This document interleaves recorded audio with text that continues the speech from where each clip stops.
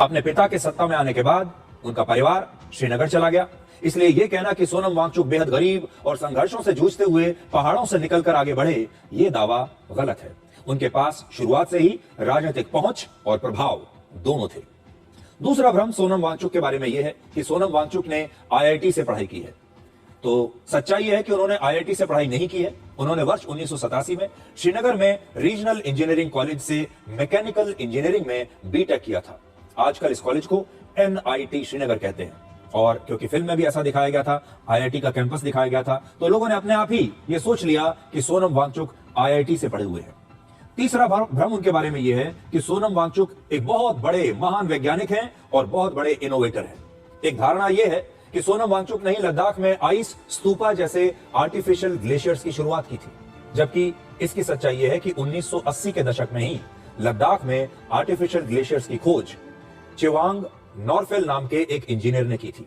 तब उन्होंने 15 artificial glaciers बनाए थे और इसी वजह से उन्हें आइसमैन ऑफ लद्दाख कहा जाता है। बाद में सोनम वांगचुक ने उनसे ही प्रेरणा लेकर वर्ष 2013 में आइस स्तूपा जैसे नए आर्टिफिशियल ग्लेशियर्स को डिजाइन किया। अरे यार, ये आदमी क्या बोलो, कोई भी साइंटिफिक काम होता है ना तो कंटिन्यूएशन में ही चलता है। आप कोई अलग से एकदम कुछ नहीं क्रिएट करने वाले हो। पीरियोडिक टेबल बना, उसके बाद और जाके इन्वेंशन हुई, तो भाई ये प्रोग्रेसिव चीजें होती हैं। एंड जहां तक प्लेटफॉर्म की बात है, तो प्लेटफॉर्म तो तुम्हारे पास भी है। जी न्यूज में थे, डीडी न्यूज में थे, ठीक है। तुमने क्या किया उस प्लेटफॉर्म का? जनता को बेवकूफ बनाया, लोगों के अंदर भर भर के नफरत भरी। तुमने यही काम किया तुमने, ठीक है ना। 4 थप्पड़ लगाओ यार इस आदमी को, 4 थप्पड़ मुंह पे।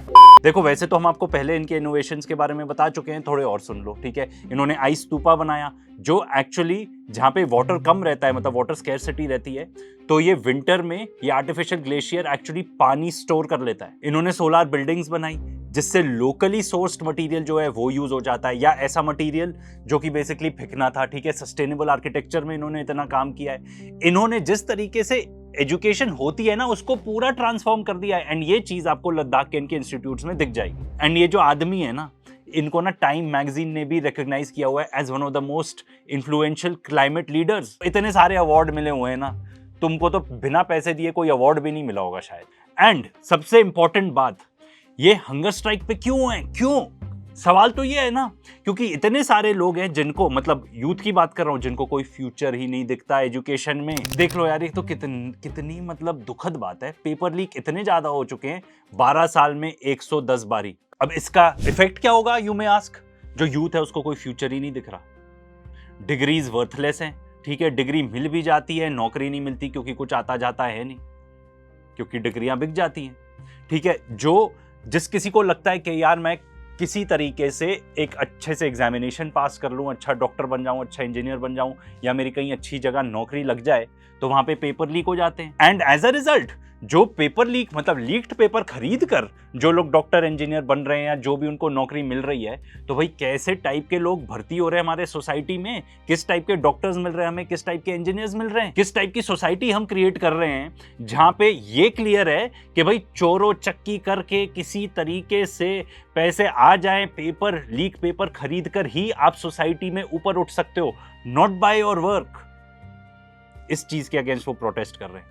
एंड अब तो एआई भी आने वाला है, इससे आगे जाके हमारे आईटी सेक्टर का क्या होगा, जॉब्स मिल पाएंगी कि नहीं, ये भी इतना बड़ा सवाल है जिसके बारे में कोई भी जवाब नहीं है। आपको याद होगा फिल्म 3 इडियट्स में फुनसुक वांगडू, या कह लीजिए रैंचो को एक महान आविष्कारक बताकर यह दावा किया गया था कि उनके पास 400 से ज्यादा पेटेंट्स हैं। और फिर आम जनता यह सोचने लगी कि सोनम वांगचुक असल में वही महान वैज्ञानिक हैं और इनोवेटर हैं, और उनके नाम पर भी बहुत सारे पेटेंट्स हैं, क्योंकि फिल्म में ऐसा दिखाया गया था।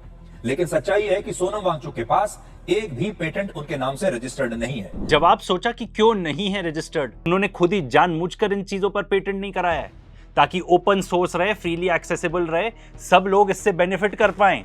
एंड तुमको ये भी बता दूं, उनके कुछ इन्वेंशन ऐसे हैं जो हमारी आर्मी को हेल्प करते हैं।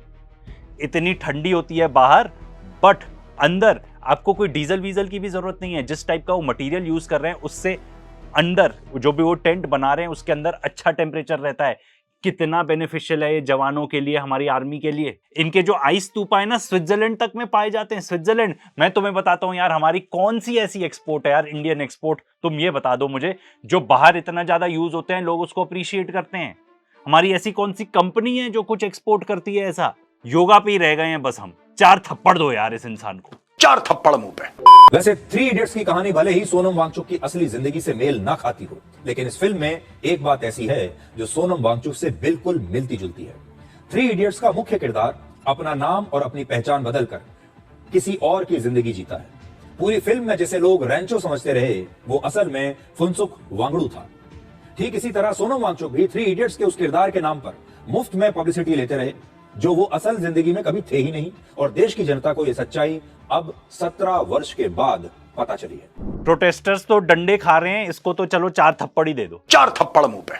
तुम ना लिविंग प्रूफ हो सुधीर चौधरी जी, तुम लिविंग प्रूफ हो इस बात के कि क्यों इंडिया की प्रेस फ्रीडम रैंक जो है ना वो गिरता जाता है। आज के डेट में 157 है, पाकिस्तान से भी नीचे आ गए हम। बहुत सारी चीजों में ऐसे ही अगर चलता रहा तो पाकिस्तान से नीचे चले जाएंगे। पाकिस्तान का रैंक है 153। एंड जो ये तुम बता रहे हो ना, ये चीज तुम पे एग्जैक्टली लागू होती है। तुम बताते रहे कि इंडिया बन चुका है विश्वगुरु। हम ऐसे विश्वगुरु हैं, हमको अमेरिका से परमिशन लेनी पड़ती है कि भाई हम कहां से तेल खरीदे।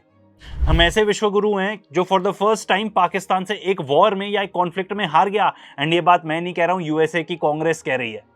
किसी ने इसको डिस्प्यूट भी नहीं किया है हमारे यहां से इस पर्टिकुलर डॉक्यूमेंट को। पासपोर्ट रैंक की बात देख लो तो हम 80th है भाई, 80th। एंड 80th रैंक में और कौन से देश हैं? मैं तो कहता हूं 80% ऑफ जनता जो है ना इंडिया में, वो ये भी नहीं बता पाएगी कि मॉरिटेनिया कहां है, सेनेगल है कहां मैप में। हंगर इंडेक्स की बात करो तो हम हैं 102 है हमारा रैंक, 102।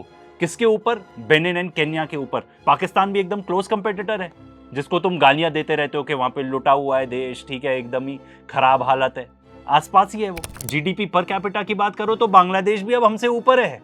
ये सब चीजें तुमने कभी नहीं बताई। एंड इकोनॉमी की एग्जैक्टली बात करो तो यार 60% जनता ऐसी है हमारे देश में जिनको फूड ग्रेन सपोर्ट देना पड़ता है, उनको खाना देना पड़ता है। तो इंपॉर्टेंट बात ये है कि भाई तुमने तो कभी आके नहीं बताया कि ये इंपॉर्टेंट न्यूज स्टोरीज है इंडिया के बारे में। अब देखिए, जो कुणाल कामरा जैसे कॉमेडियन हैं, ये असल में इस आंदोलन का बड़ा नुकसान कर रहे हैं, क्योंकि इन्हें जानकारी का बहुत अभाव है।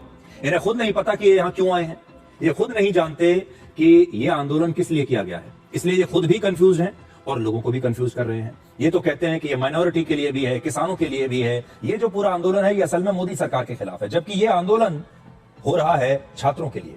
अब आप खुद सोचिए, छात्रों के लिए किए जा रहे जिस आंदोलन में समय रैना और कुणाल कामरा जैसे अश्लील कॉमेडी करने वाले लोग हों, प्रकाश राज, नसरुद्दीन शाह और शबाना आजमी जैसे पुराने। देखो, सबसे पहले तो समय रहना गया था कि नहीं, आई डोंट नो, ठीक है। एंड जहां तक अश्लील कॉमेडी की बात है, तुमसे बेहतर कौन करता है यार अश्लील कॉमेडी? एडिटर दिखा दो इसको, हैं? हार्ड जिहाद, सॉफ्ट जिहाद। जिहाद उन लोगों का हथियार है जो भारत के टुकड़े टुकड़े करना चाहते हैं। आज हमारे पास जिहाद का एक डायग्राम है और ये डायग्राम आज मैं आपको पढ़कर आपको दिखाना चाहता हूं। इस डायग्राम को, इसमें जिहाद को 2 हिस्सों में बांटा गया है ताकि आपको भी समझ में आ जाए कि साजिश क्या है। पहला हिस्सा है हार्ड जिहाद, दूसरा है सॉफ्ट जिहाद। एंड जहां तक कंफ्यूज करने की भी बात है तो भाई सबसे ज्यादा कंफ्यूज करने का काम, कीचड़ उछालने का काम, इस टाइप की ऐसी न्यूज दे देने का काम कि आदमी का दिमाग ही एकदम फट जाए, समझ ही ना आए क्या हो रहा है, वो काम तो बेस्ट आपकी मीडिया करती है। एंड उसका सबसे अच्छा एग्जाम्पल हमने देख लिया था ऑपरेशन सिंदूर के दौरान, जो इंटरनेशनल बेइज्जती करा दी भाई आप लोगों ने, इंटरनेशनल बेइज्जती। ये वाले आर्टिकल्स आप कोई भी पढ़ लेगा ना, कोई भी नॉर्मल इंसान कहेगा यार इंडिया में तो लोग पागल होंगे यार, इस टाइप की मीडिया इनकी पागल है, शायद लोग भी पागल हो।